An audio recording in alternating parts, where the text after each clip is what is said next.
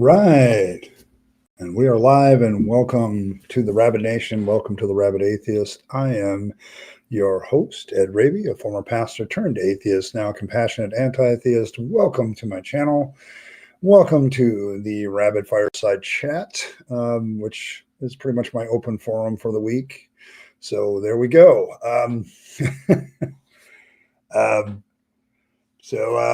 Fireside chat is a little bit more open. My mods have been asked to not be as itchy on the trigger finger, but you will still get timed out if you do preaching and quoting Bible verses and stuff like that. That's not really a productive method of conversation. So I also want to apologize for missing yesterday. Today is not the normal day for Fireside chat, but yesterday I came home from work and I did not feel well at all. And it got better, but it caused me to miss this thing I need during the day called sleep. If I don't go into my coffin as a Walmart vampire and sleep for at least 6 hours, I'm just not good at anything. So, so there's that. Here we are. Yes, I see the rapture comments. I'm going to get to that. I really wanted to bet the guy money. Let's put a few $1,000s on the table and we'll see what happens. But yes, also just for notes, you have there is a goal in the chat to help pay for the stream. It's my polite way of asking for money without having to say it all the way through the stream. But if we reach that goal, I will wear whatever hat is chosen by the poll at that time. If there's a tie, I'll alternate for every bit. So don't worry about ties. I've kind of come up with that rule. So, yes. I don't know what to describe the sickness yesterday. I just came home. My stomach has this really weird way. Like if it's sensitive to something, it will isolate it and make my stomach upset, digest everything else, and then get rid of, that's as graphic I'm going to, and then get rid of what's bothering it. And I really couldn't tell what was bothering it this time. It was something that had no form, substance that I recognized. So I'm assuming it might have been like a food poisoning sort of thing. And that's just the way my stomach operates. It's very sensitive to certain foods. I can't eat anything green anymore. I don't know if it's chlorophyll or whatever, but it just does that. So I was not feeling well yesterday, and I didn't sleep well. And I'm like, I got to get up. I got up long enough to leave that note, and hopefully a lot of you got it. Pay attention to community notes. They don't happen very often. So when they do, it's usually something important. So make sure you do that. But all right. Here we are on Fireside Chat. Let's get a roll call.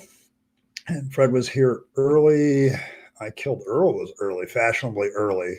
Earl, you're always fashionable, regardless of whether you're early or late. So you are the definer of fashion here on the Rabyd Atheist. Cranky is here.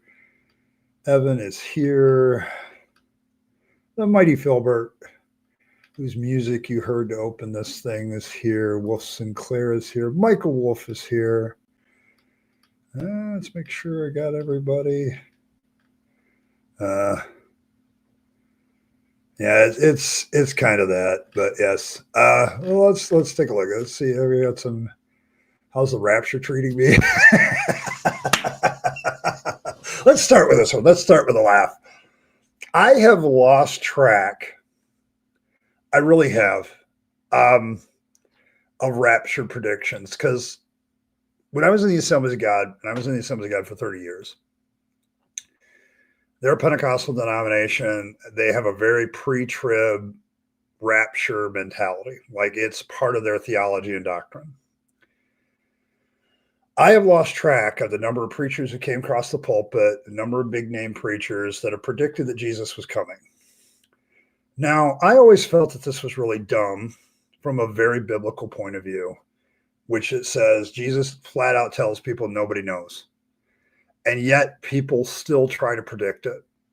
Now, as an atheist, I get the escapism. I want to get the hell out of here too. Okay. But I'm going more with my electronic thumb, my copy of The Hitchhiker's Guide to the Galaxy, and hoping that whatever flying saucer picks me up isn't Volgons. Okay, so I don't have to listen to their poetry. So I don't understand why you would want to be raptured by Jesus anyway. I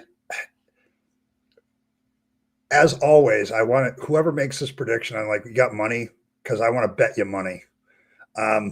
If I had streamed yesterday and somebody had said, hey, this is all going to be over tomorrow. So I'll tell you what, if we're still here in 3 days, I want you to put a super thanks in this conversation of at least $50.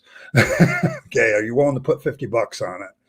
And every time I would have won that bet for the last 50 some years.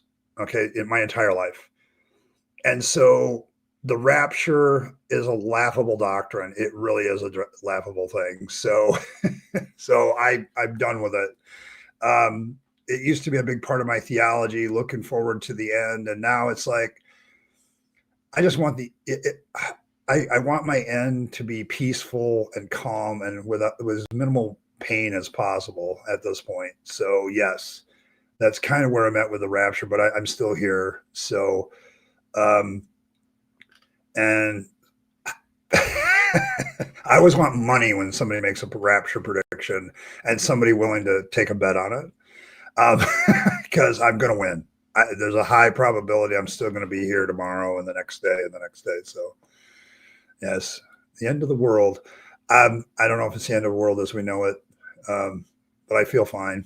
So there we go. And everybody try to cheer up Earl.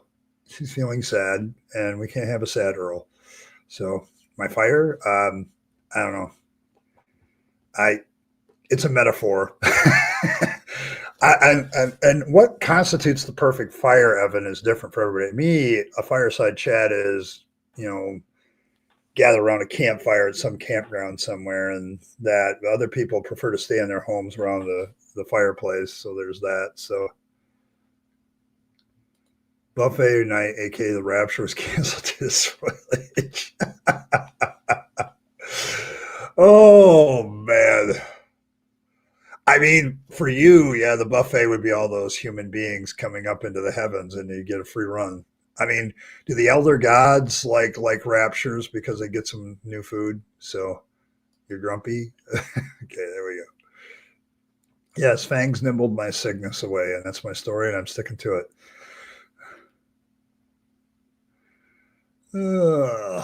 Let's see. I'm not even feeling a bit raptured. Nobody. I don't think anybody is.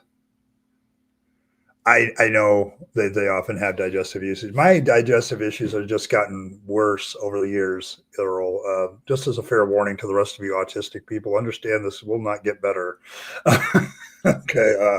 I have several autistic people in the audience, I'm sure, but it doesn't get better. I mean, looking back at my past, I now realize how much this digestive issues has affected me. It's one of the things that still bothers me. Like the rest of me seems to be pretty healthy, but my digestive issues are always there, and it's gotten worse. There's a lot of stuff I used to enjoy eating, and now I can't eat it because if I eat it, I will be sick almost immediately. So my stomach says, screw that. And the list of that is getting longer. Every year, something else bothers my stomach. And I don't know if that's a good thing. So if you close your eyes while eating, I don't think that. So food. Maybe there's a rupture. I hope not. Yeah. Yes, I have my towel with me all the time. I think here. Towel. So there you go. I have a towel. And yes, nom. Oh, yes, the safe foods get weirder too. It's bad. Like I used to have a favorite salad that I used to get to deli all the time. I cannot eat salad at all anymore. Like I cannot eat it because anything green just comes back up. And it's like there's a lot of green vegetables. Have you ever noticed that? So I mean, I never had a problem with a lot of vegetables, but now I can't eat them if they're green. And I don't know what it is in green vegetables that causes that, but I don't know. Hey, Katie. Yeah, yeah, I've got my towel. I always have my towel nearby. Jeez, oh, Pete. Any self-respecting human being would keep their towel, their electronic thumb, and their copy of the Hitchhiker's Guide right next to them. Come on. The hyperspace bypass is coming. So it's coming. But yes. But I did, for me, the topic, I responded to Earl earlier with this comment because I've had my news feed overwhelmed with RFK and Trump talking about Tylenol and autism. And I don't know what makes me madder. I really don't. I don't understand it. I just don't understand it. I always have a backup towel too. Yeah, I agree with that. The apocalypse, welcome, by the way. But yes, Angelita makes me around. JC does not track me at all. Okay, fair enough. Hey, Anne-Marie. Yeah, it. But yes, I'm kind of mad right now. I knew it was coming because way back when he made his other stupid comments about us, RFK Jr. said that there was going to be an official "this is what causes autism" in September. I just didn't think it was going to be Tylenol. I thought he would like double down on the vaccine claim or something else, or some other stupid thing that he wants to do. And I don't know. Actually, all peppers kill me, Wolf. They all do. But yes, I'm just so done with this because it's Happy Rapture Day. Hi, Yazzo. Yeah, we just talked about the rapture. We're still here. Of course, that's not surprising for all the heathens in chat that we're still here, right? We're hoping all the annoying Christians would disappear. I'm all for the rapture if the Christians get off the planet. So, I don't know. Some of them are really annoying, I guess. Say what you want. That's probably an ad hominem. I probably should walk that back, but I've met a lot of good Christian people too that are Christians, but looking forward to the rapture, good human beings, but that has nothing to do with their religion. Yes. Yeah, and the problem is he picked those idiots. Okay. And RFK Jr. is one of he's one of the worst. The guy has no experience in the health industry that I'm aware of. He's openly said he's not a doctor. You couldn't have picked a more unqualified person to be in charge of health and human services. So, but yes. So you slept late. You missed the rapture. Yes. Yes. See, yes, this is what I want Earth without the dogmen and flurfers. And most of the flurfers are believers. That's why they're flurfers. I've come to make that conclusion. There's a lot of them that they can't get over Genesis chapter 1. So there's that. Good to see you, Martin. But yes, I'm mad about that. Let's see, what else did Trump say that was just right up there with dumb? That Cuba's too poor to afford Tylenol. That's why they don't have autistic people. And he was instantly fact checked within a minute. They looked up the autism rate in Cuba because they keep track of it too. And lo and behold, it's pretty much close to everybody else. So, I'm not trying to be rude, but I really don't understand, and maybe some of you in chat can help me. I do not understand why it's so hard to accept that autism might be genetic, and the high likelihood that it is genetic. And that's why we have, there's stomach issues like we've been talking about with me and Earl and several others. And they're not autistic because of the hot sauce theory. I have never heard that, but okay. Yeah, you're hoping you're going to die before that. taken, how many church members would be left behind exponentially? I don't know, Katie, because most of them don't act like Christ. So he just sent me a little info that pisses you off. Oh, yes. Wasn't there a, yes. So now we're also saying that we have a drug, folks, to treat autism, and it's shit. I'll have to read that whole article later, Earl, but man, oh man, I'm like, we got a pill that we want to sell to treat autism, which won't treat autism because it's genetic.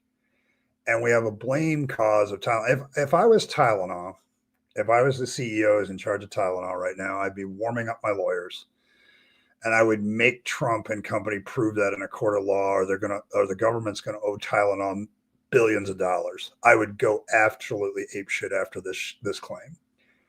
And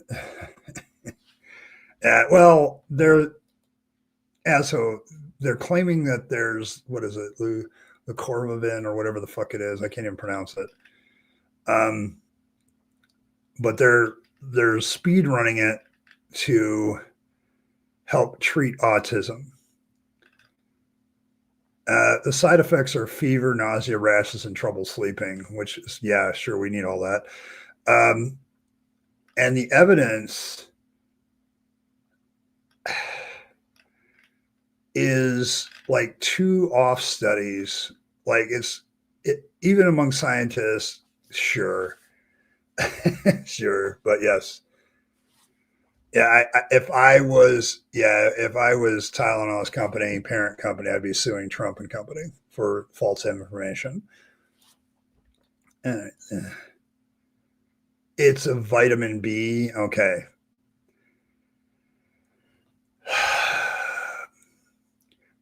Earl, how many times do we have to have the discussion about how autism is genetic and there may not be a whole hell of a lot you can do about it?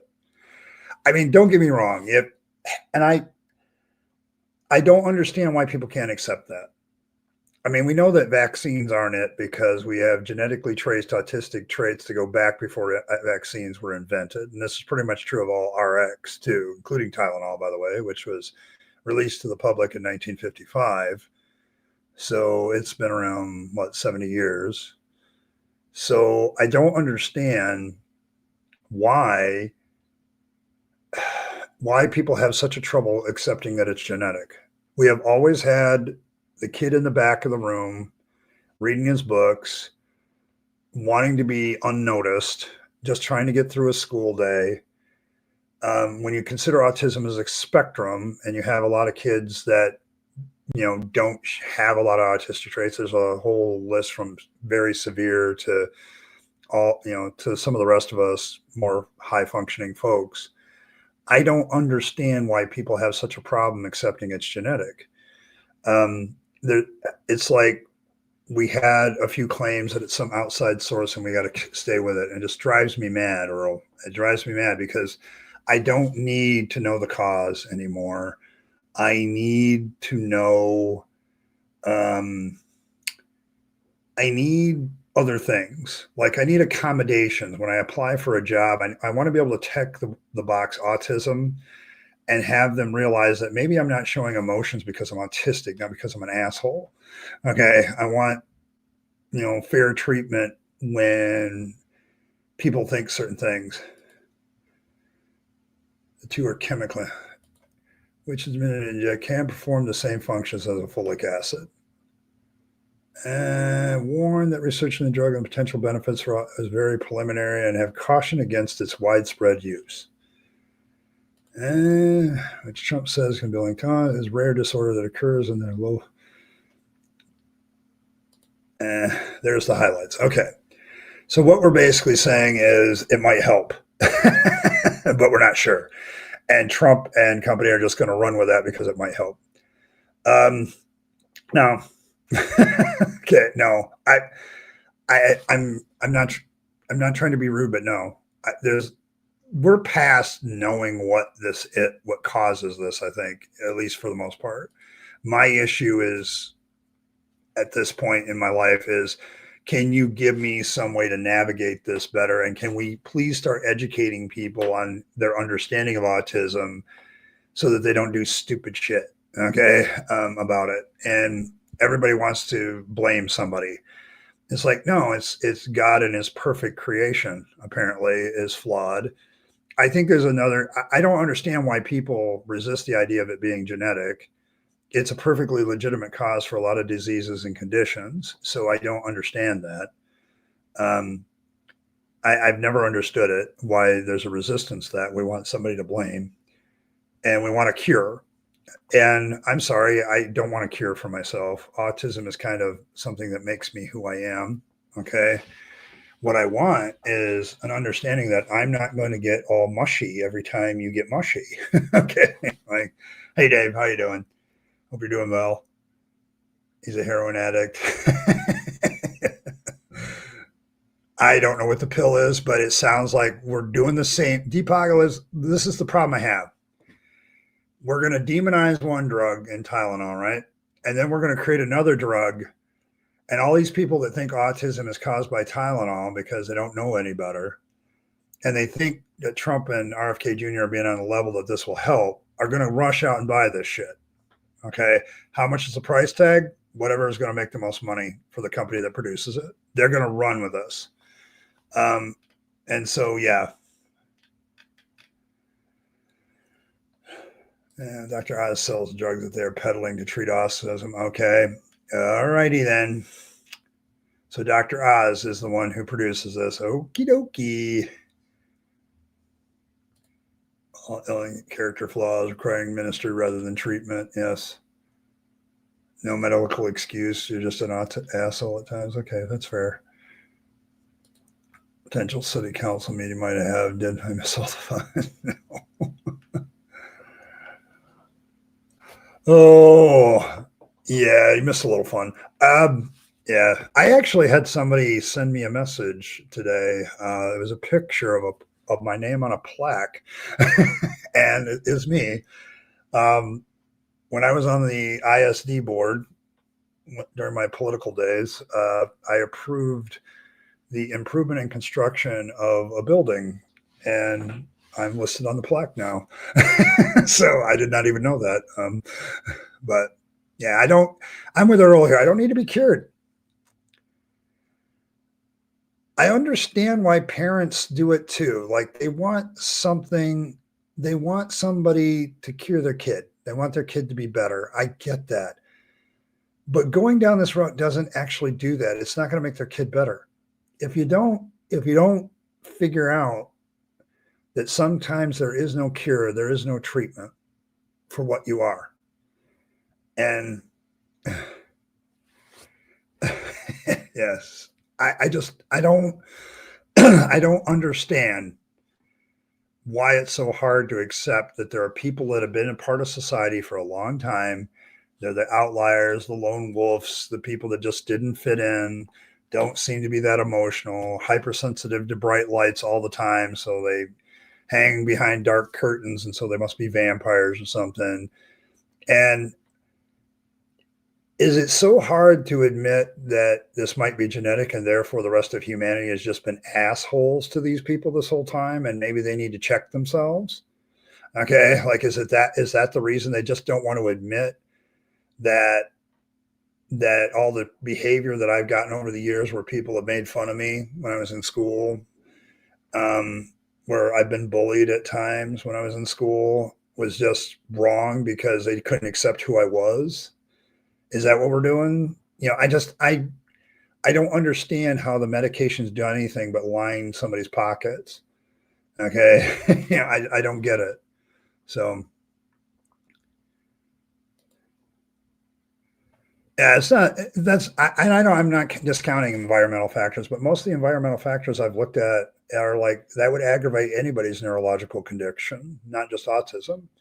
So it's like, yeah, born of itch, no cure, treatment, just who I am. There you go. Yeah, Dave. If you're for Oz, we are doomed. Yes. I don't want any treatment. I just want to be understood. And I also simply want people maybe to acknowledge there's not a thing that we can do about this. There's always going to be members of society that have this genetic combination that causes them to behave differently, and they don't fit. They're like a square peg in a round hole when it comes to society. And maybe we need to make another square peg where they can fit. Okay. And I'm fairly certain autism goes back way before modern medicine. And, I think genetics is going to ultimately prove that. So what environmental factors were 1,000 years ago? I don't get it.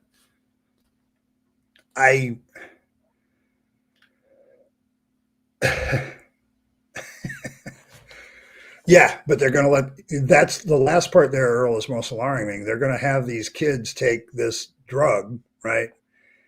And they're going to pad Dr. Oz's wallet.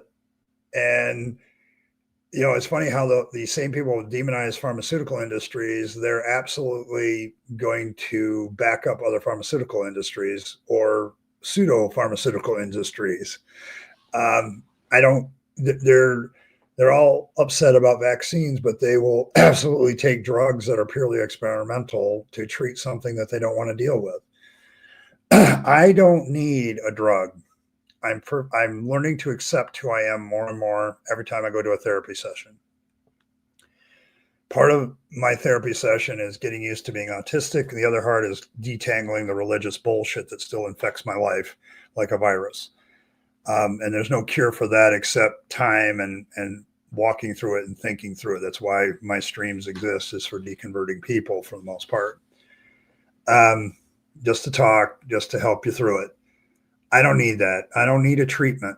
What I need is when I walk in, when I put my name down for a promotion, that I'm not ignored simply because, well, I don't really like that guy. He doesn't show a lot of emotion. And it's like, yeah, fuck you. Okay. I'm more emotional than most people. I just hide it really damn well. Yes. Let me be me. Yes. It's like, just let me be me and stop playing this game. I get the severely autistic problem. I get it. I've been around those kids. I get why it's a concern for parents. But wishful thinking and hoping it's going to get better is not going to change the situation. And for the rest of us on the autistic spectrum that aren't severe like that, we need other things besides something to blame. I remember when RFK made his first stupid statements about autism back a few months ago. The one guy I listened to, I really wish I could remember the guy's name. He's like, I don't need that. I need accommodations. I need, people to understand that I don't act like them. Okay. And so I can see tiny autistic and tiny in my personality. Yeah. Okay. I can buy that. Square peg is better. Okay. There we go. I have meds to help my genetic weirdness more manageable. I went to some of them because I'm like, why do I need my skin to look so normal and all that? But they exist. I know they exist. And it's behavioral drugs. Taking your shot this year along with your flu vax. Culmination. Creationist school boards outlining the theory of evolution. Yes, I do. When you don't look at things, always, it's like it's just not that. Kids on drugs won't be eating the cats and dogs, though.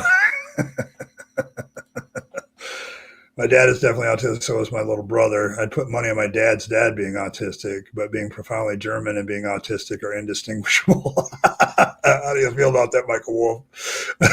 Oh, you stare at her in German? Oh, I do have a German in the audience, Earl. So there's that. Stress has always been around, but so is autism. Let me be me. Get the minority symbol by making all the people white. I don't know. Yes, nom. Oh, only representatives or individual cells are different from the next human in some individual. We need to stop trying to be everybody be all the same. Yes, I don't know. I'm starting to value my autistic uniquenesses that are valuable. There's some things that I don't like the hypersensitive stomach and the hypersensitivity to light, and not feeling very comfortable in almost every social situation that I'm in. I just You just feel like an alien from another planet. I mean, we make Hitchhiker's Guide jokes, and most of us relate to those because that's how we feel. Like, can somebody please take me off the planet? I don't relate anymore. And so, yes, as Ron says, we have a strong inclination to scapegoat. I don't know. I don't.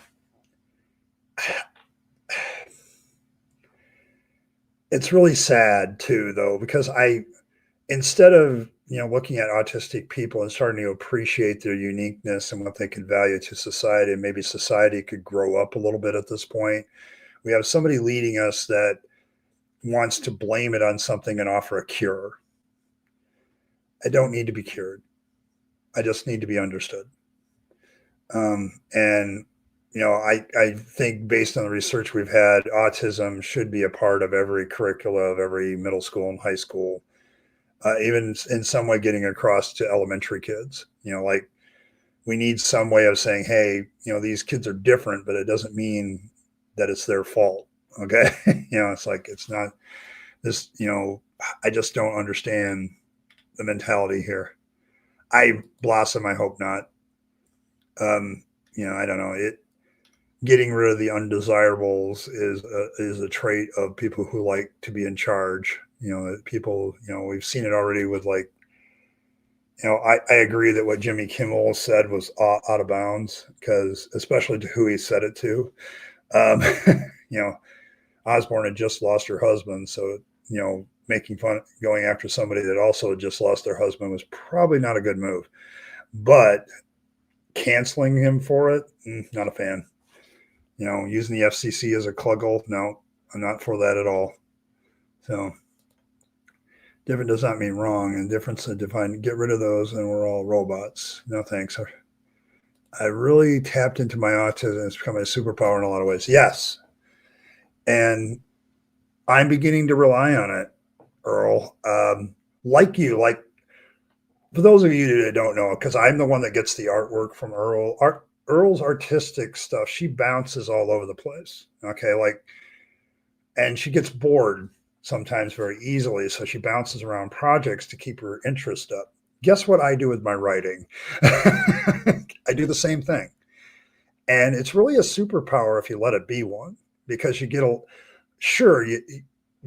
get a lot done on one thing at once, but you're always moving along.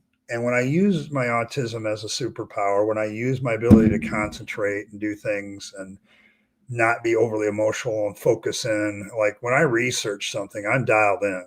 Okay. So it's really hard to get out of that. And so I don't view it necessarily as a problem. Okay. It's just,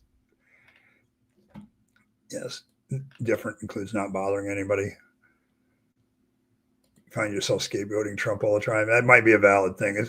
Understand, okay, I'm going to make a very libertarian statement. Okay, it's not just Trump that causes problems in Washington.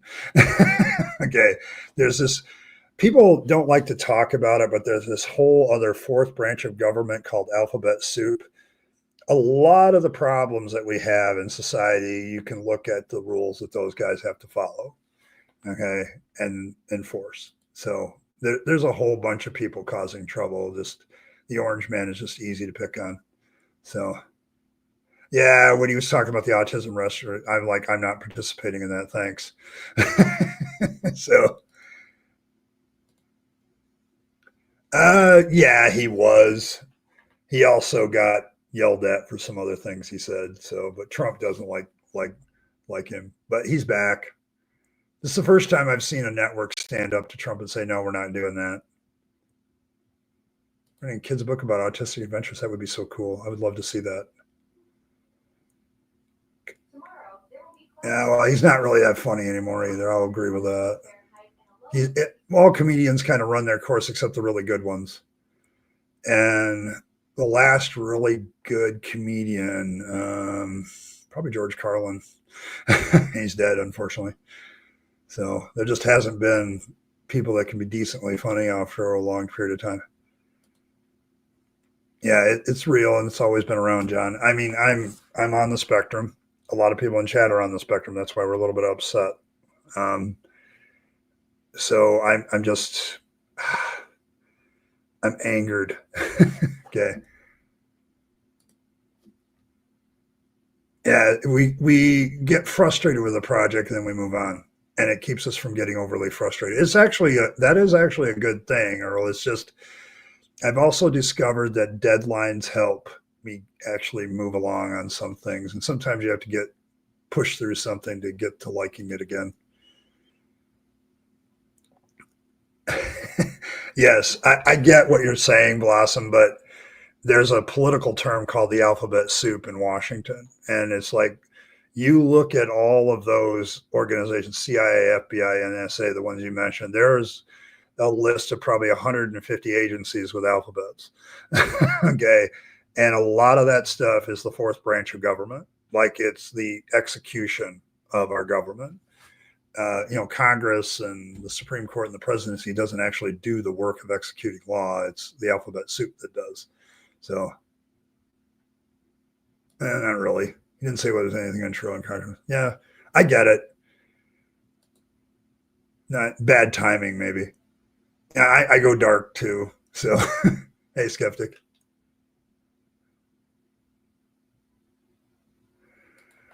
I don't know.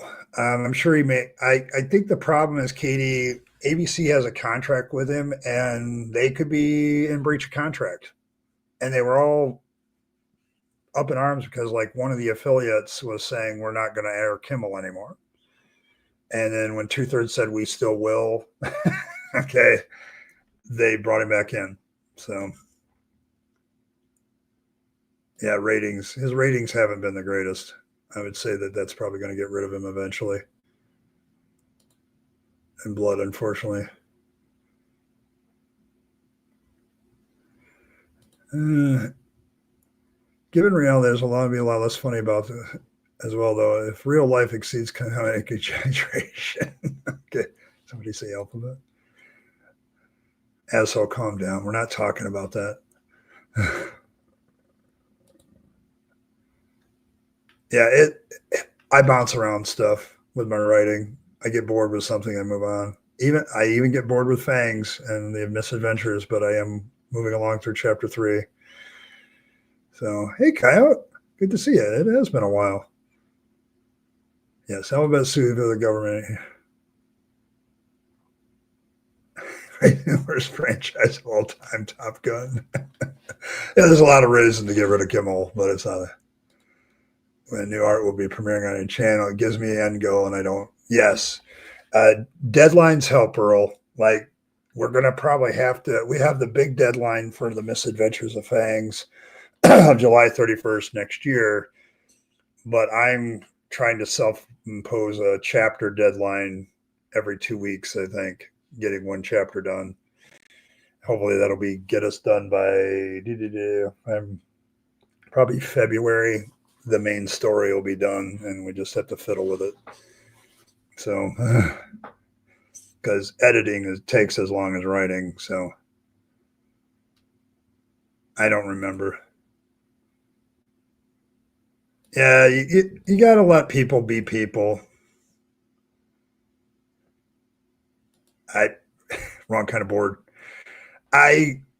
It's not that I get bored. I get like, how do I want to express this with Fangs? Because I'm trying to keep, like, Fangs now has a very consistent personality that I'm developing. The more I write him, and Earl, who has gotten the other 2 chapters, knows what I'm talking about. Fangs is starting to develop a very specific personality, and keeping that consistent. Like, okay, I put Fangs in this situation. What would he actually do?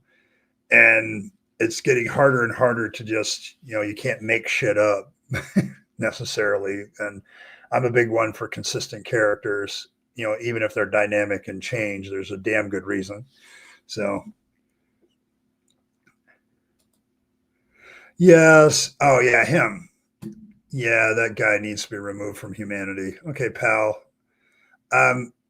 being homeless is an economic condition and aggravated by the fact that a lot of mental health systems they don't, you can't force people to go into medical health in the United States. You can't do it. And it's a liberty freedom issue. And you can't really blame the Republicans for that one. I think that might have been Clinton and that Congress in particular at the time. So, but the idea was you shouldn't be allowed to force people to go, well, then poof. I don't remember which, there was a time in the country where they just basically said, and it came off the heels, I believe, of The One Who Flew Over the Cuckoo Nest movie, was what are they doing in these mental institutions to actually help people became the question. Or are they just keeping them out of society? And so that's part of it. But there's also the economic factors. I deal with homeless people every day at work. When I walk in to Walmart, there's trucks out in the parking lot. Okay. Homelessness isn't just, some guy with a shopping cart. Okay. It's a family, with their kids living out of an RV, or a tent or whatever, because they got nothing else. Okay. Like it's, I've never edited with me. I sent you. Yes.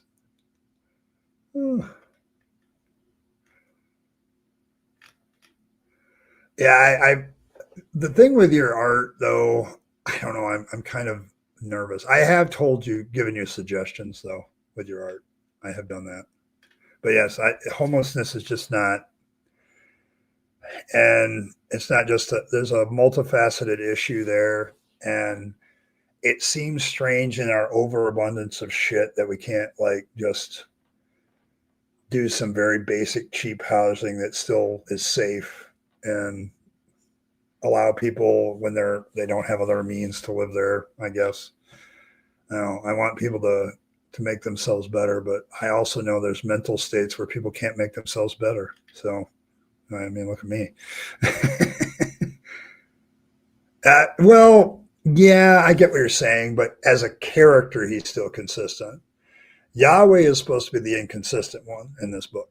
Okay, it's The Misadventures of Fangs, Part 1, dealing with Yahweh.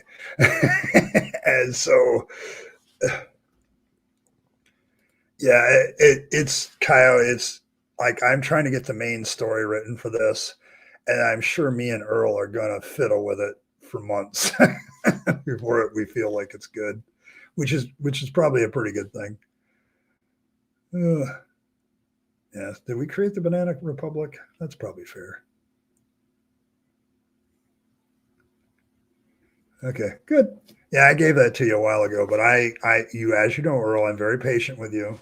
I want you to be in the right frame of mind and it be something that interests you at the moment. So you hit that up. I'm getting ready to start chapter 3 probably this weekend. So I've got the outline in my head. This is the Adam and Eve story, so this should be fun. So lots of nudity in this one, I'm sure.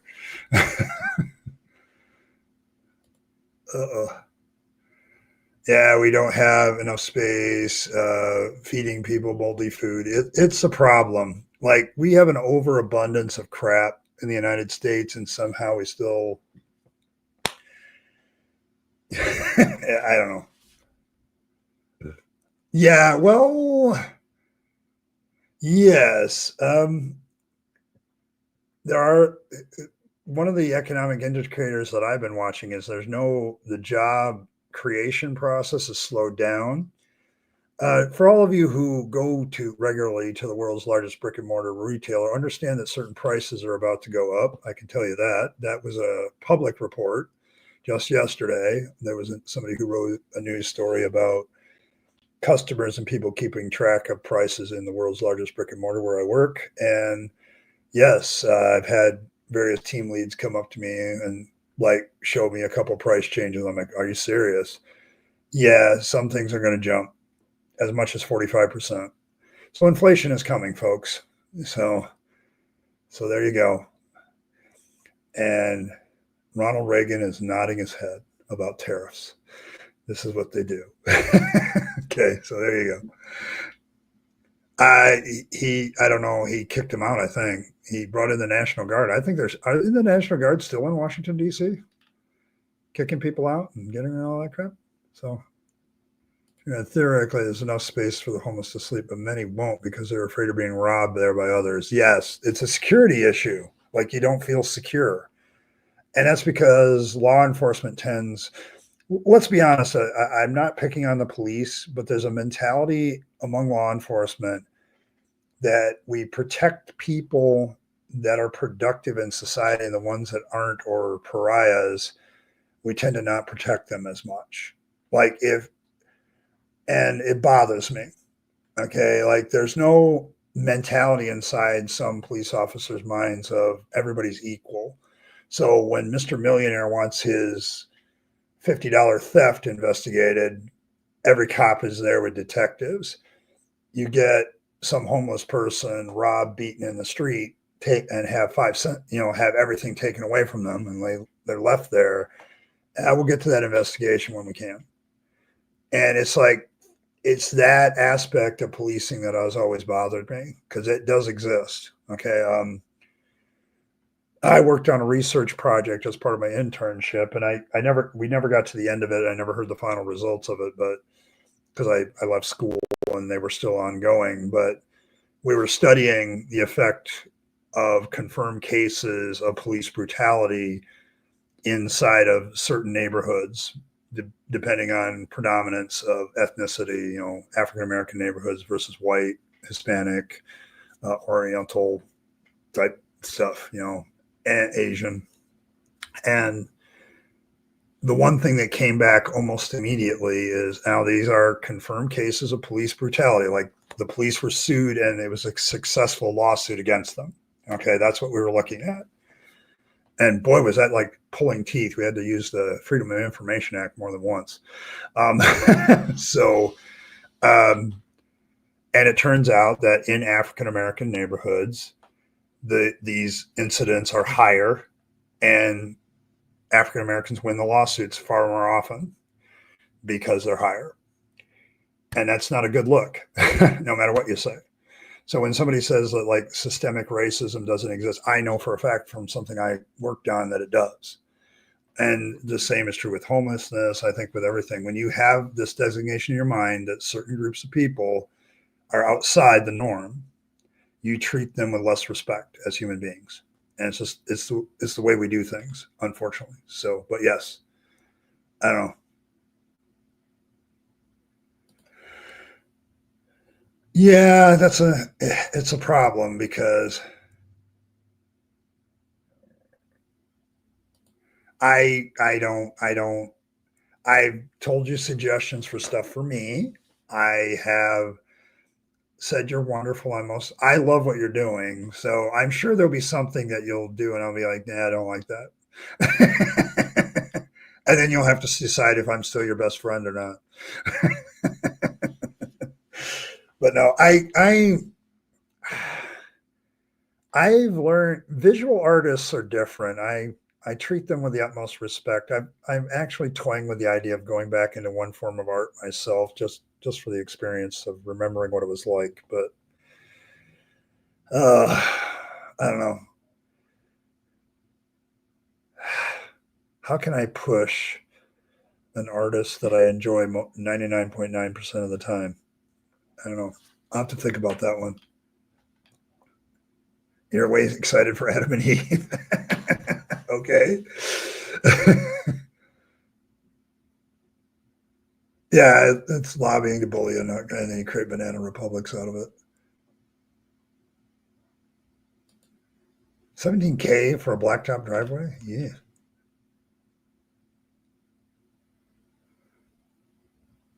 Yeah, like it's it's sad how much justice revolves around economics and social status. So yes, very open, and they can't lock them up and have the police patrol the hostel and women. So yes, that's the thing with that kind of thing is if you're going to create a homeless shelter or something in your area, you really need to make sure the police patrol it pretty regularly, like they're around. And it's not just a matter of creating a roof over people's head. You also got to create security systems for them. And so they're very vulnerable. And, Depilis is right. They're very vulnerable. Grammar and syntax editor. Yeah, she's done that to me. Thank you. Appreciate that. Stop the stupidity. Appreciate it. It's a new membership. I'll count that. Yeah, the thing with the police, it really depends on where you are in the United States. I'll give you that, Michael, because there are some communities that are like, if you get into an altercation with a suspect, their whole thing is de-escalate the situation. They're taught de-escalation techniques to get things calmer, where there can be a chat. And there's other places in the country where the police act like they're going into a war zone. Okay, and that the perp is the enemy. Okay, and there's very little concern. Like, the real trouble with a lot of military people going to policing, military work and police work are two different things. So unless you're an MP, like a military policeman in our country, you kind of understand that. But there's a lot of military guys that go into policing after they get out of the military, and it's two very different operations. And unfortunately, that military mindset hits a lot of our police officers of, let's go get the bad guys. And it's like, in our country, theoretically, everybody has the same rights, and you're supposed to be protecting the rights, including the person you're about to arrest. And if you have no concern about their rights, then you're not a very good police officer, at least in my mind. And you're not there. It's not an us versus them mentality you need to take into policing. And very, very few police departments understand that sometimes. So,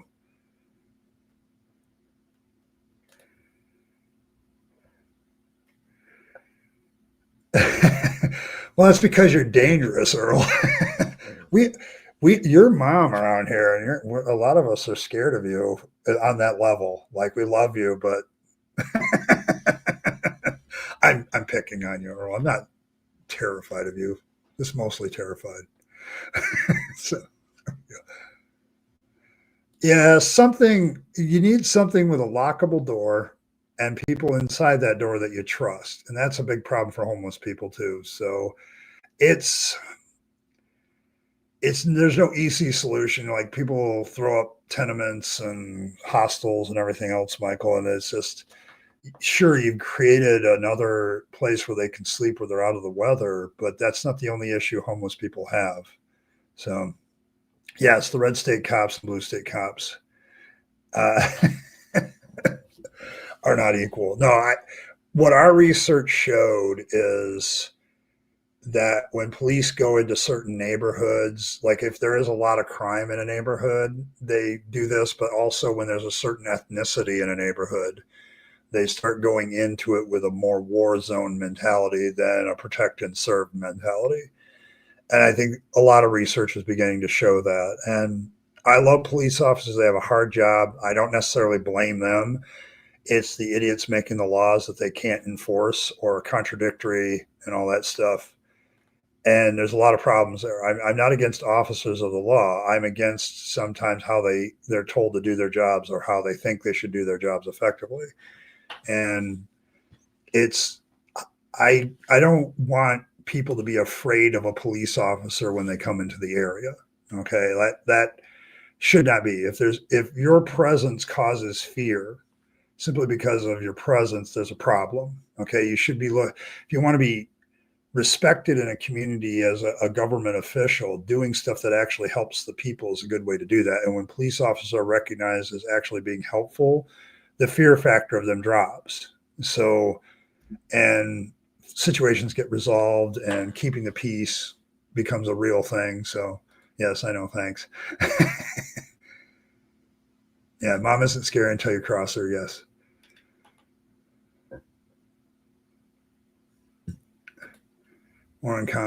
More self-control than non-military. Yeah, they do sometimes. It's not so much the individual that I'm talking about. It's the mentality of, because if you get a lot of military people in a police force, they tend to, let's go get the bad guys. Whereas non-military people that are trained to be police officers with non-escalation techniques tend to be more of, how can I de-escalate this situation and not make it worse? Okay, how can I keep the peace? And those are two very different mentalities. Yeah, a lot more training would help. One of the things that I've noticed that has helped is when you do actually have honest de-escalation techniques taught to police officers, they have a lot less incidents of, and it's safer for the cops because then the cops don't get drawn on either. So, yeah, I remember seeing one police officer photo, and it was like they were all dressed in military garb, and it's like, are you police or military or paramilitary or what? And they also like had their own, finger symbol. I'm like, are you a gang or what? Yeah, it's like, no. So you've been terrifying your whole life. It dawned on me the other day how much it would suck to being cute and sweet all the time. Anyone? No, probably not. Yes, the issue in the United States is training. We don't put a high priority on it. Police budgets tend to be, well, it's one of the conversations that comes up, stop the stupidity, is you will have police departments spending money on like military equipment. Okay, versus how about you get better training? And they will often make that budgetary decision. So if we just had the right equipment, we wouldn't need the training, kind of thing. The two things that police officers do most, they don't get a lot of training on it, or it's not as much. And one is, driving their vehicle, firearm training, and then interaction with human beings is number one. It's the number one thing they do. And we don't give them a lot of training on how to interact with the human beings. So, yeah, it's kind of a brotherhood thing. I get it. Do we have any kind of military? Unnecessary. If you haven't noticed, Evan, we're kind of a nation without borders. We don't have borders to protect. So what are our borders? I don't know. I've known a lot of people that have made that argument that ex-military shouldn't become police officers. I don't think you can stop it though, because ex-military would basically say you're being prejudiced against them. And there are like police officers inside the military. There are the MPs and the short patrol and all those guys, and those guys get the training. So there's that. We have borders.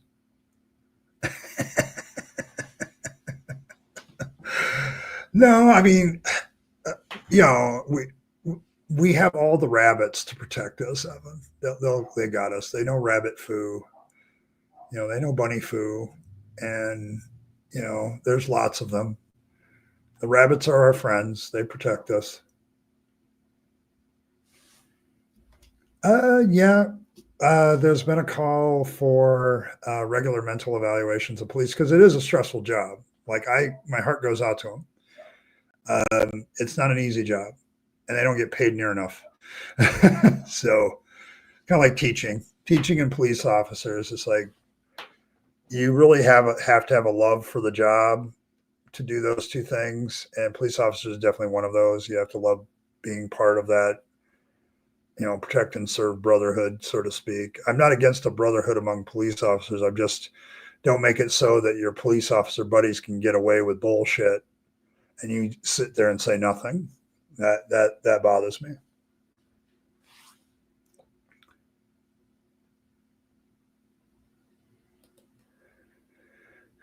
People per year, 10 fatalities. So it's not like, yeah. I mean, everybody's got crime, dude. That's how there are some states of the union that are probably that. Some of the safer ones. But yes. I mean, Germany is about as big as some of our, some of our states are bigger than Germany. So it's a big country, the United States. People come here and they're like, I want to go see the Golden Gate Bridge, the Statue of Liberty, and the Alamo. Okay, how many weeks you got? It's a long trip.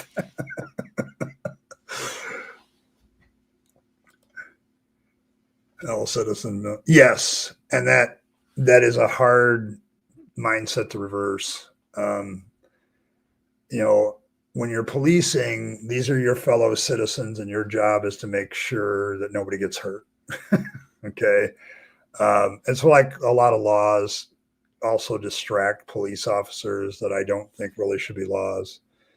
Um, you know, you're enforcing local ordinances that are just about keeping the city pretty, and that distracts from time where somebody else is down the road doing domestic violence. You know, so it's like, you know, there's a lot of things that go into this, but yes, I've long been a proponent of better training and interpersonal stuff between police officers and the citizenry, where you change your mentality and say, no, these are your fellow citizens, and you've been given the privilege of being a police officer among them.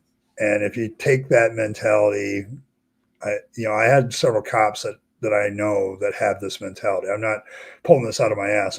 It's from conversations with them over the years. They agreed with me. Like, it's a different mentality than being in the military. And they were in both the military and the police. And they said, yeah, they had to completely shift their mentality. Like, these people around me are not the enemy. Okay. So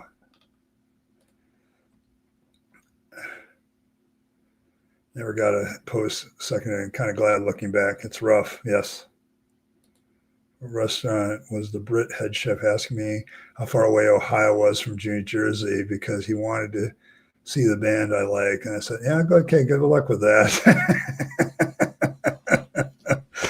Yeah.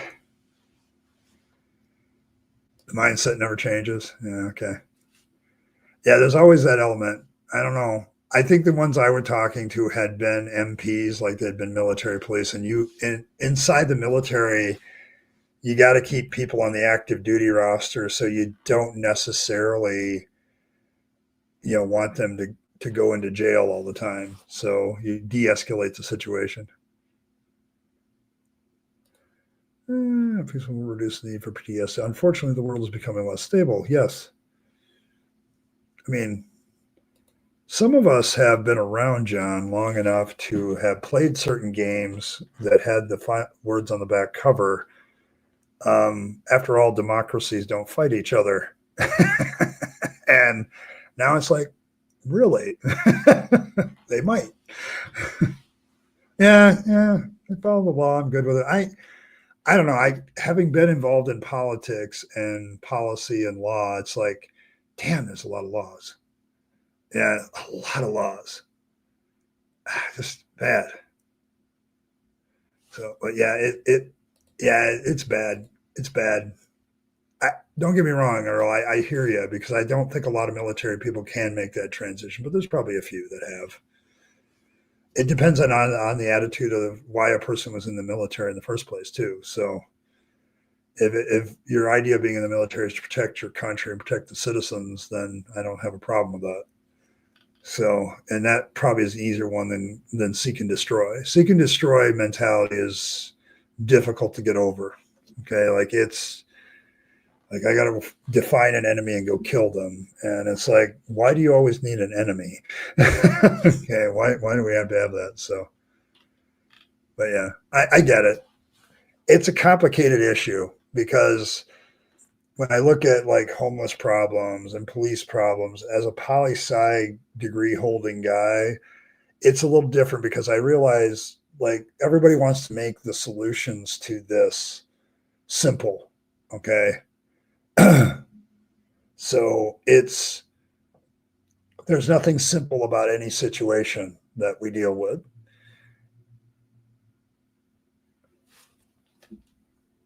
Yeah, there's definitely a lack in training. That's probably the biggest thing I will point in with police, is their lack of training. Like, they should be in training as much as they're out in the field. Like, because what they do is dangerous. Like around here, that's difficult though. When you look at like your local sheriff's office and you look at their budget, and you're going, Is Barney Fife going to get the training he needs with that gun so it doesn't keep going off when he pulls it every time, or what? Um, so, when having looked at budgets of various organizations over the years when I was actively involved in politics, a lot of things they have to make decisions about, they don't always have the money. And it's sad, but there's that. So I don't know. It's just the ones that get reported. So yeah. I mean, I don't know. I don't know. See, the thing about reporting is not all things are reported. Like, because there's an opposite argument to be made too. Like, there's a lot of mentality about firearms that I don't share with most liberals because I've used them. So, and I have a different view on things because I look at the budgets for security for a school system and go, well, that's woefully inadequate. So, yes, I'm feeling better. I'm doing a lot better. Yesterday was awful, though. I'm like, well, I'm glad I have Tuesday. I'm glad I'm doing these things on Monday normally because I can always delay to Tuesday if there's a problem. It's nice to have an alternative day. Oh, they didn't know the law? Yeah.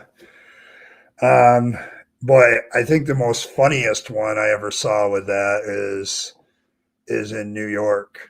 Uh, I guess a cop arrested a woman for being topless in New York and got a quick lesson on the law because in New York State, any place where a man can be topless, a woman can be too. And yeah, there's like the government owed that woman like $700 and had to expunge her record. So so it's been that's it's it's the informed it's the informed thing. Like, it's like, how do you not know this? Okay, like, you got to be informed on the basic laws you're going to deal with every day. And like there are some places in the world that just aren't the same, and when cops don't know the law, it is funny. It's sometimes not funny though. So it's a vicious cycle. Humans, what you gonna do? Yeah, but I don't know. I'm a human that realizes that humans probably aren't going to change all that much. It's going to take a few more million years of evolution to do that. Yes. Yes, exactly. Yeah, it's it's it's interesting. Like that particular law, Earl, with the topless thing and stuff for women. There are certain cities that literally tell you you're allowed to, and so it's like I don't know. I think you'll probably see them more often in the cities than anywhere else. Like, and it's funny because women that have that freedom don't often take it. It's kind of weird. So you did. Well, there you go. There we go. But yes, but yeah, that's one of those laws that's a good illustration of cops not knowing the law. So it's like it's it's hilarious to me because I do understand what Evan is saying though. It's like I've heard about that like four times. I've seen it four times in New York, right? And I know that what the law is, but it doesn't happen often. Well, it's because I mean, how many times often do you actually see a topless guy? Like usually on hot days or when it's in certain situations like the beach or whatever else. Most people wear shirts. It's kind of normal. So, but yes. Yeah, I'm sorry. I think human beings change slowly as human beings, and it takes a while. Society changes far faster than human beings do, unfortunately. So it happens during the pride. Yeah, yeah. See, it's like how often does it happen with men, even really? And so I don't think it's surprising that it's rare. It's just there's a lot of like I understand like good grief. It's an inequality and just needs to be. Yeah. See, and that's where Europeans have a different attitude. I discovered that when I went to Hungary and Romania. That they definitely had a different attitude about nudity. Like it wasn't a bad thing inherently. So,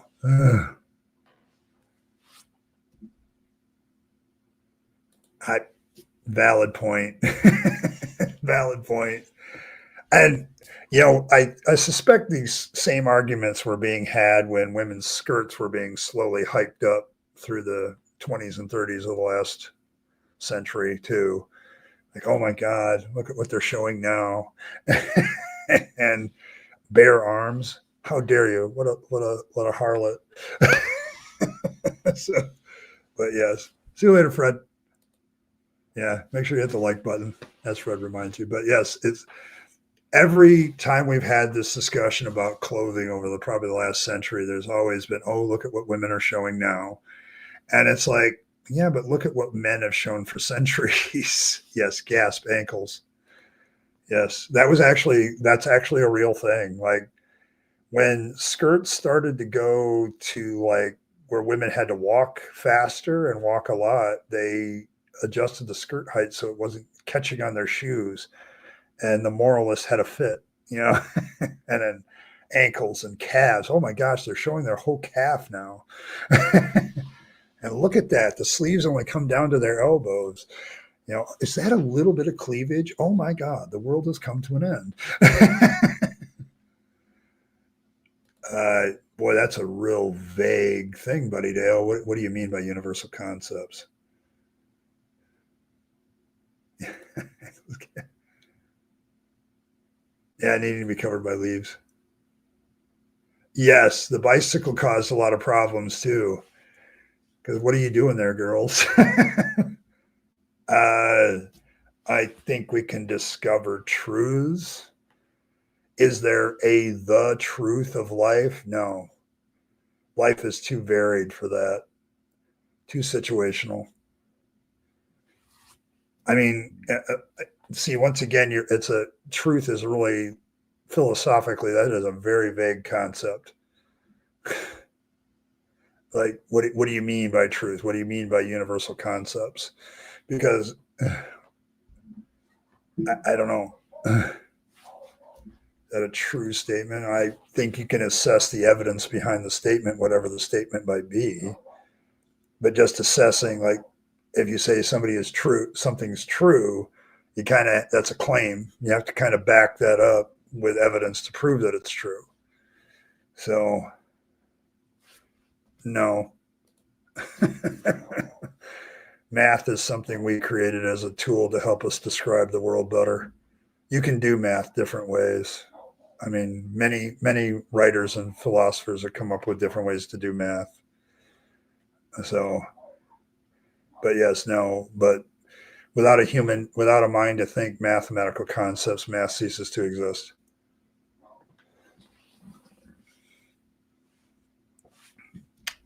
Yes, we've kind of proven that. So, what do you mean by us, too? Are we talking hominids or just the Homo sapiens race in particular?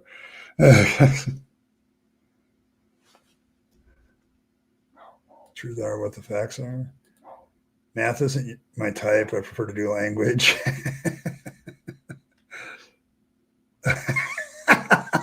Earl, behave. No, the existence of the sun has been scientifically proven. So,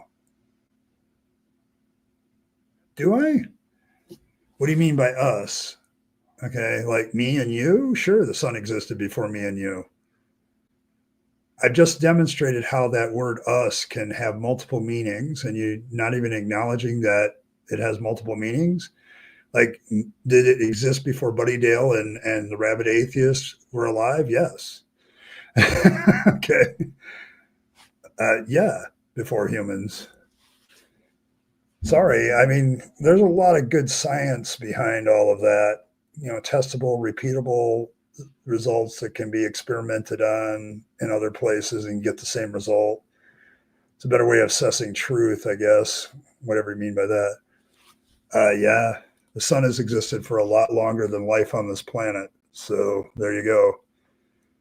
So of course it existed. But I mean, when you go back as far as you can, yeah, it's existed for a long time.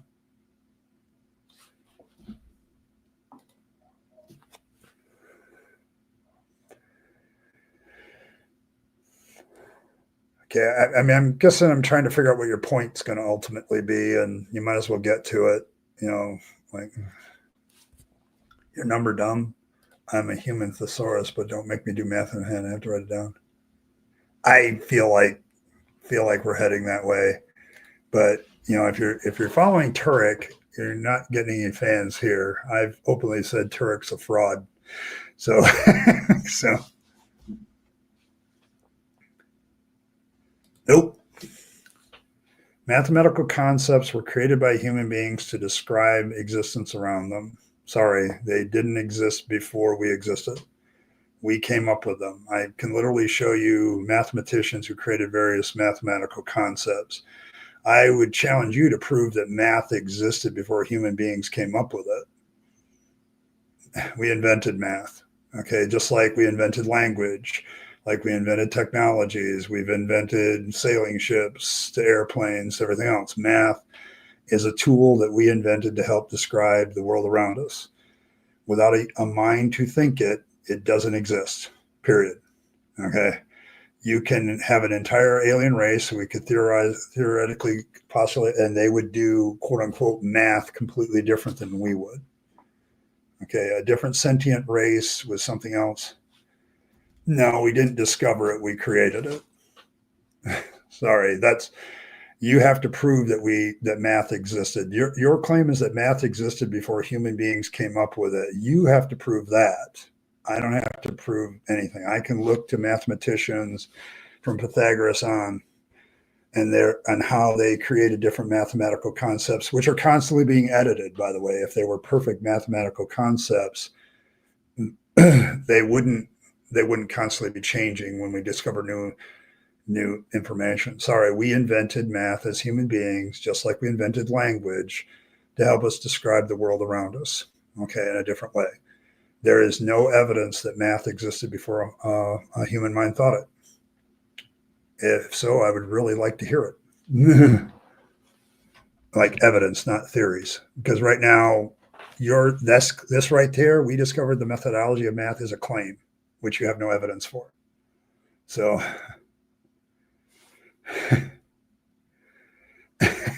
stick with the guitar. And so, yes, yes, concepts and ideas. Ideas do not exist without human minds to think them. Dude, that is completely no, not the same thing. Those are two different categories of things. The sun is not an idea, it's a physical object, an energy and matter object that we can prove existed using math, which we invented to figure that out. Those are two very different things. The fact that you are committing a category error is not surprising, but it's a category error. Math is an idea, okay, that we have learned to write down. The sun is a physical energy object that we can prove existed long before we did. We can prove the earth existed long before we did. Geologists way back in the 18th century were starting to make notes of how old the flippin' earth was long before us. So no.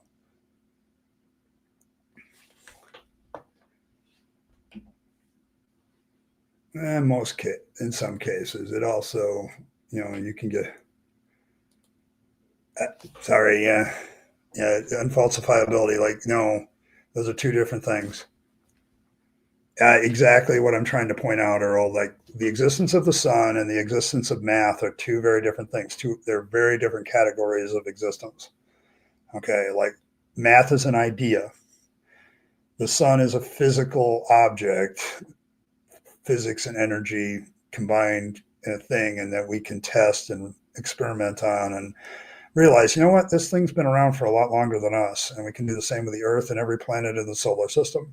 Okay, so, but that's a completely different category of thing than math. So,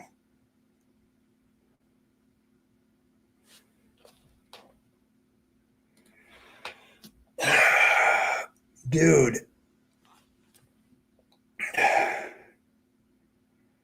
well, the sun's just a star, and there's lots of stars. So once again, you're delving into a realm where you're not making any sense because you're living with an assumption that you still haven't proven. Like, I would say, you've tried to start with math, which is a nice Turek move, but Turek's an idiot. My problem with everything you're dealing with here, dude, is you're not looking at what scientists are saying about if the sun is just another star. Okay, then stars have come into existence, they've gone out of existence, and many of them have done so long before we were even around. So, yeah, so what? Just because it's Wolf whatever is also a specific star. Alpha Centauri is a specific star. What's your point? All the stars are specific. What's your point? Yeah, this is getting to be really a bad argument. Like it's objective truth. Now we're dealing with a different category of truth. See, the problem with a lot of people is they think truth is this one monolithic thing, and it just doesn't work that way. Anybody who's studied philosophy knows that there's very varying degrees and definitions of what truth is. So, but what objective? I don't know. It doesn't. I'm not. I don't. I'm not required to believe in objective truth to get along with my life. So, but so is every other. Every star is also specific. Once again. I mean, I'm sorry, Wolf. I didn't mean to pick on you, but yeah. But it's like there's tons of stars that have specific names, and there are specific stars. What's your point? Yeah. Logic is also a tool that we come up with and have revised over the years and changed as our understanding what reason is has come about and what is constituted as rational. It's also a created human tool. You're exalting humanity to the point of godhood and thinking that everything that humans do is the only way that it could be done. Sorry, it's not a universal truth. Logic is a tool. Okay, it's actually most helpful in helping us realize when our reasoning is fallacious. Okay, like most of what you said in this conversation, like you're making this leap between the sun and math like they're the same things, and they're not. That's a big category error from a logical point of view, and logic is not universal truth. Logic is a tool that helps us analyze our reasoning. Okay, it's a framework. Yeah, my tools we use to think. It's not a universal truth. Okay, the idea of universal truth, you have to prove that even the idea of universal truth is a coherent concept, which I haven't seen you do yet. Like there's a lot of subjective truths too, and they're not worse because they're subjective. You guys have this idea that objective makes it better than subjective, and you haven't proven that either. So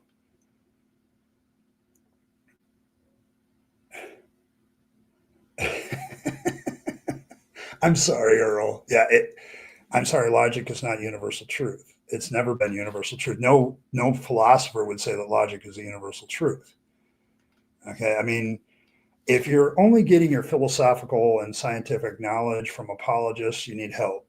Okay, and I would have said that as a Christian 20 years ago when I was still a Christian, because apologists bend shit.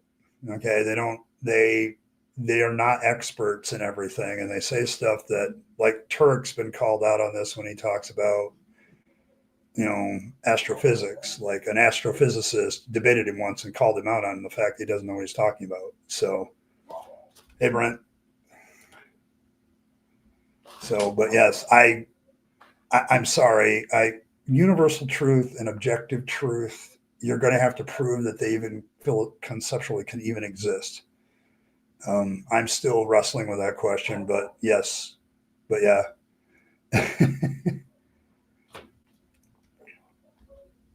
Translated that.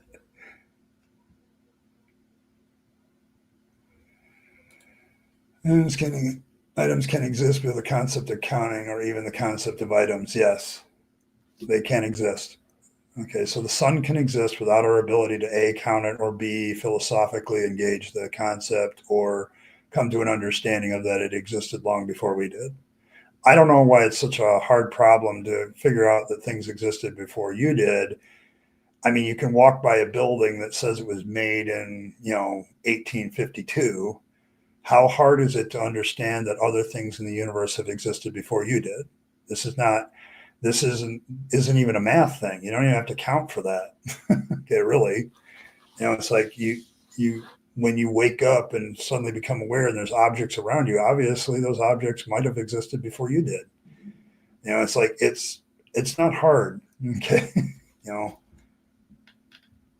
Brent, yeah, we're all heathens here, dealing with pre-suppers as usual, because nobody else. I Yes, they did. Zero was an invented concept, and the theologians in the world didn't like it when it was invented.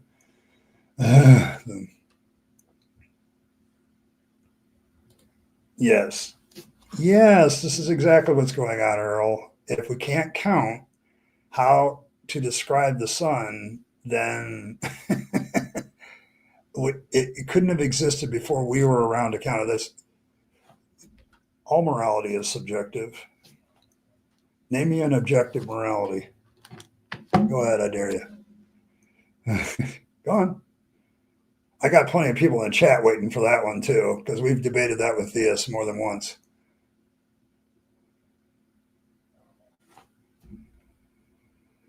Spinoza.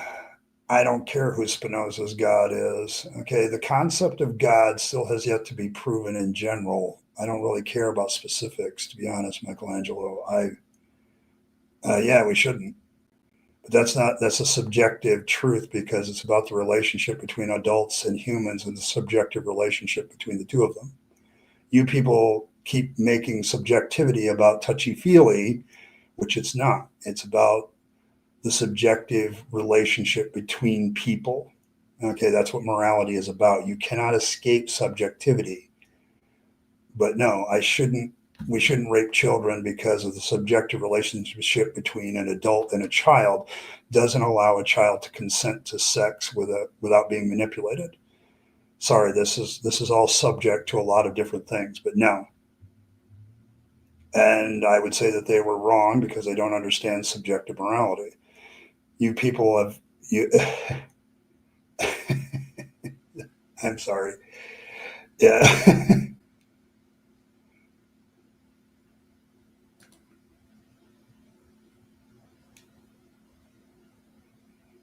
Yes, but then in that case, JJ, we all have subjective is also always a part of truth. Then because it's always going to involve our interpretation of truth.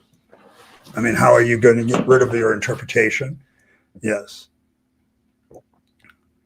Yeah.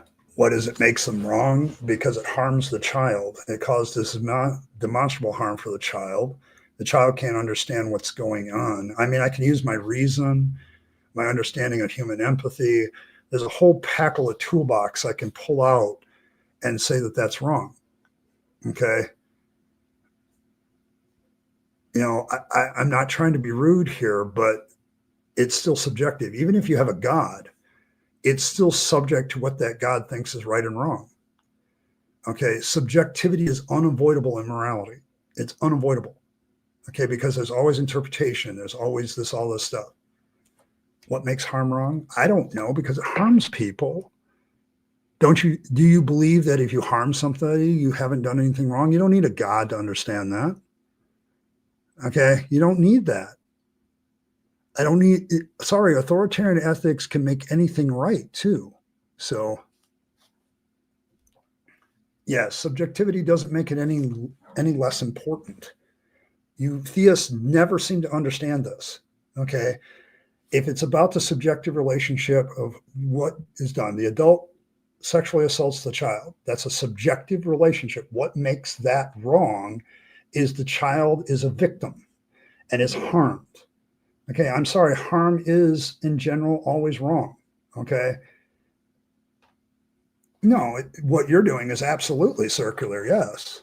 Okay, because you're coming back around. No, it's not circular. It's called using my brain, using what I can demonstrably prove is harm. I can take the child to a medical examiner and say, how badly was the child's body damaged by this? And what continued repercussions are they going to have on their psyche, their brain, and everything else? We can literally quantify the damage done during a sexual assault is absolutely harmful to a person and isn't in any way good to them. We can absolutely do that. So when somebody does that to somebody else, whether it's an adult or a child, they have caused harm, and it's nothing good about the harm they have caused. I'm sorry, dude. It's not wrong because it's wrong. It's wrong because we can assess the damage that it does. I'm not saying it's wrong simply because it's wrong. I am saying it's wrong because it's rationally a problem. It causes physical damage. It causes psychological damage to the child. It's actually not good for the perpetrator either. You know, it's like, I am sorry. No, it doesn't promote flourishing. It doesn't promote, you know, a person's well-being. None of that is helpful. And so, yes, I can say, I can make an objective rule that sexual assault is wrong from a subjective understanding of what is caused. I've already gone through a list. Okay, I've already gone through a list. Okay, like, you can objectify the harm that is done to people. You talk about math, you can use math to, if you really want to get morbid about it, and do that. Yes, do you want harm to happen to you? Would you want that to happen to you? No. Okay, and the very fact that you don't want it to happen to you might be a good reason to not do it to somebody else. Okay, and that doesn't have any relationship to God at all. Okay, reciprocity. I would say that your interpretation, I don't know what religion you are. Yes, but somebody can be objective and subjective. You can get objective rules out of subjective morality. You can do it. Oh my goodness. Hey, Paul. You know, Paul, I think we pissed him off. I did not know who the one guy was. I didn't recognize it right away, but now I realize he's talking, when he says a few YouTubers, he was talking about me and you. So I'm sorry. I'm sorry. It was just funny, you know. Now I think, but thank you very, very much, Paul, for putting me on there. I mean, if you ever need me to help piss off Habermas again, just say it. So yeah, I'm appreciative of the shout out. But yeah, it was a lot of fun, and I'm doing your reaction to that film because I want to get to the end part too. Yes. So yes, gas. See, Earl's even she's fangirling. So so there you go. But yes, but I will happily help you piss off Gary Habermas on a regular basis. I'm that guy. That guy.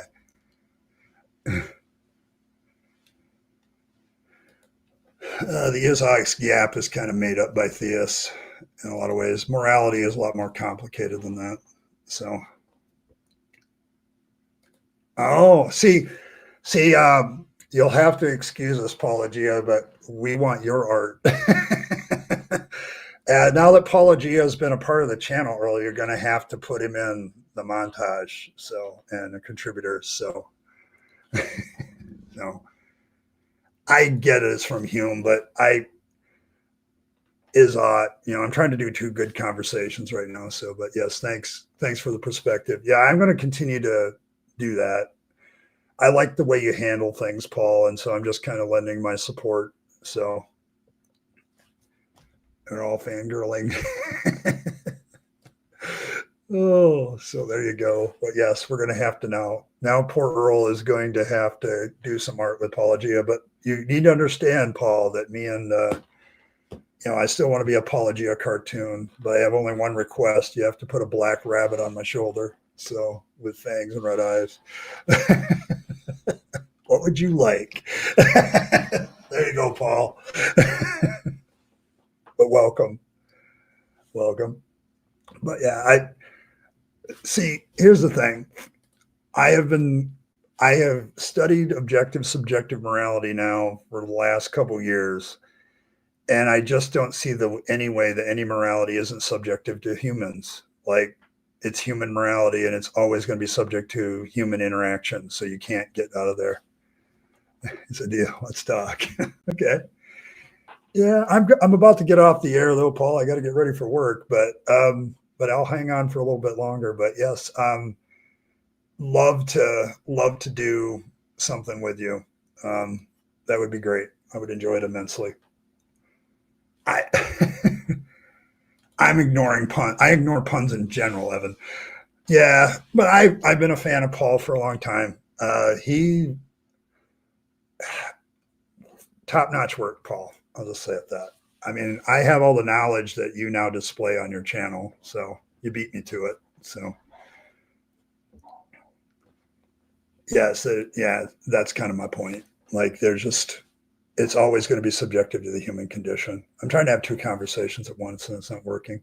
So yeah, but yeah, Paul, email me again. We'll talk. Okay, and I'll get back to you. I promise I'll check my Gmail more often. So yes, but yes, I'll make sure Earl puts you. Yeah. Yeah.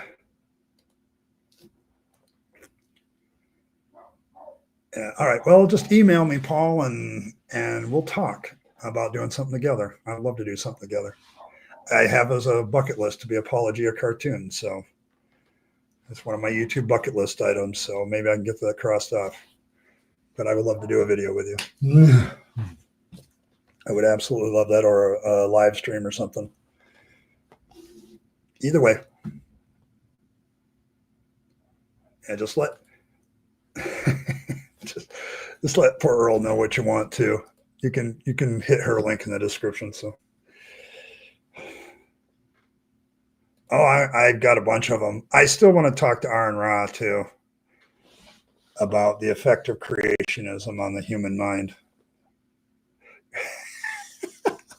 Poor Earl. Earl loves Paul too. But all right, folks. I am going to have to call it a day.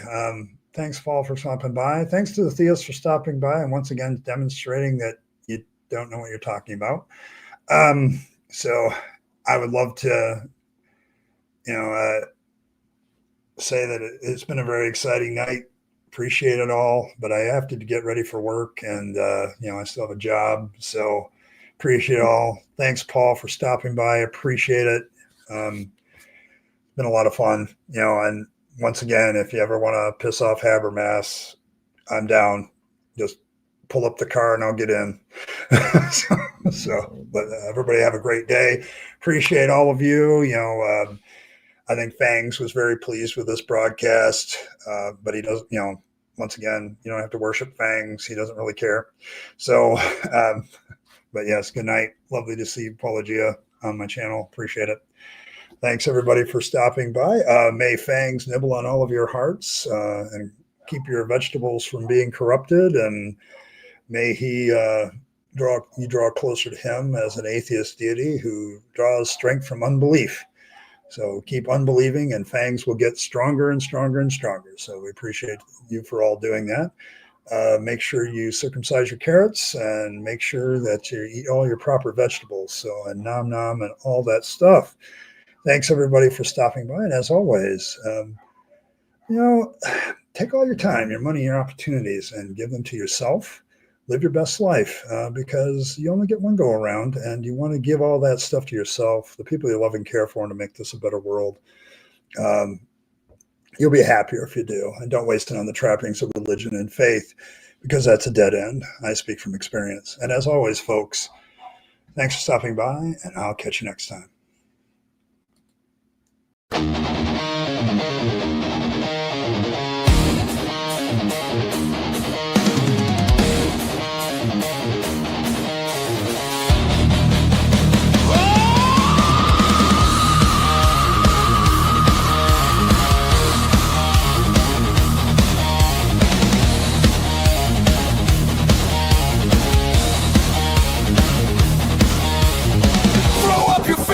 It's time to take a stand, bringing the truth to a fucked up land.